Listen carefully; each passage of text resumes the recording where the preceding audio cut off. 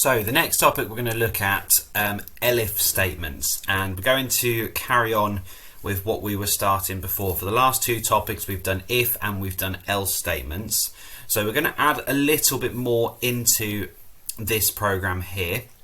Okay, so what I'm going to do first of all is I'm going to move down lines 4 and 5, else and the you are not Kyle. I'm going to move those down a little bit out of the way. And the next one we're going to add in is something called ELIF.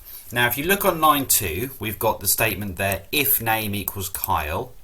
And on line 8 we've got the else, which means anything else that is not Kyle. Now we can use an ELIF statement to add in more conditions or more options. So rather than it just being the one name Kyle, we could have a couple of other names. So what I'm going to do now is I'm going to put ELIF, which is like else if, and I'm going to put name equals, and this time I'm going to put in here Simon. Okay, so ELIF name equals Simon. At the end I'll put my colon. On the next line I will then make sure I've got my two spaces at the beginning, and I'm going to put print hi Simon.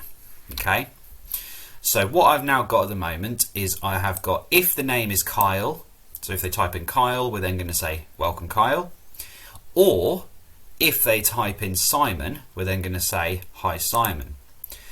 But if it is neither of those, if it is not Kyle or is not Simon, then I'm going to say it's something else.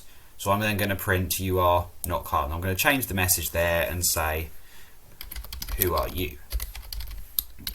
Okay, so I'm going to just move this back up so it's all in one. Okay, so if I now run this, alright, the first one we're going to do is we're going to test with Kyle. So if name equals Kyle, we would expect the program to say welcome Kyle, and it does. Now if I run it again, this time I'm going to type in Simon. So Simon is the second option. So it's going to go through and the program will first of all say, is the name equal to Kyle? Well, this condition is false because the name is Simon. So it's going to then skip down to line 4 because it's not going to run line 3. It's only going to run that if it's Kyle, and it's not. So it's now going to go down to line 4 and it says ELIF name equals Simon. So the condition now says name is Simon. Well, that is true. So we would expect the program to then print hi Simon. So if I press enter, it does say hi Simon. Okay, now I'm going to run it one more time, and this time I'm going to put Bob.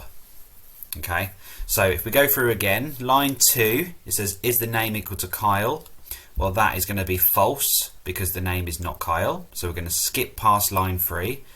Line 4, we will then check, is the name equal to Simon? Again, that is false because the name is not Simon. So we're going to skip past line 5 and we're going to go to line 6. Well, the name we're typing in is something else, so therefore it should say who are you? So if I do that, it then does say who are you? Okay. Now if you notice what I've done when I've written my program is that I have on the first line I have if name equals Kyle.